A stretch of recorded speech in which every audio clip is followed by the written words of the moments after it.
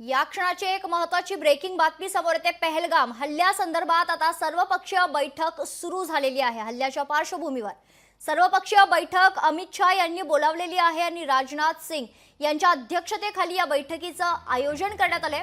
बैठकीला अमित शाह, एस जयशंकर, राहुल गांधी हे देखील उपस्थित आहेत। तर बैठकीला केंद्रीय गृह सचिव आयबी डायरेक्टर उपस्थित आहेत। बैठकीला सुप्रिया सुळे, प्रफुल्ल पटेल देखील उपस्थित असल्याची माहिती समोर येते। या क्षणाची अत्यंत महत्त्वाची ब्रेकिंग बातमी आपण बघतोय। दहशतवादी हल्ल्यानंतर आता पहलगाम हल्ल्याबाबतची सर्वपक्षीय बैठक सुरू झालेली आहे।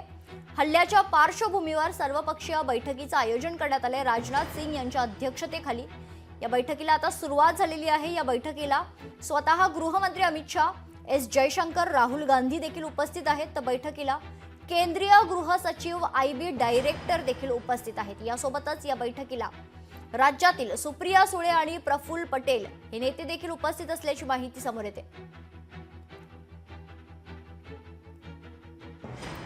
काश्मीरमधील पहलगाम येथे झालेल्या दहशतवादी हल्ल्यानंतर आता सरकारच्या वतीने सर्वपक्षीय बैठकीचं आयोजन करण्यात आलेलं आहे।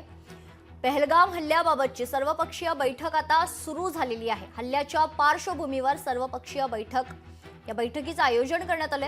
राजनाथ सिंग यांच्या अध्यक्षतेखाली ही बैठक बोलावण्यात आली आहे। या बैठकीला स्वतः अमित शाह, एस जयशंकर आणि विरोधी पक्षनेते राहुल गांधी देखील उपस्थित आहेत। बैठकीला केंद्रीय गृह सचिव आयबी डायरेक्टर देखील उपस्थित असल्याची माहिती समोर येते।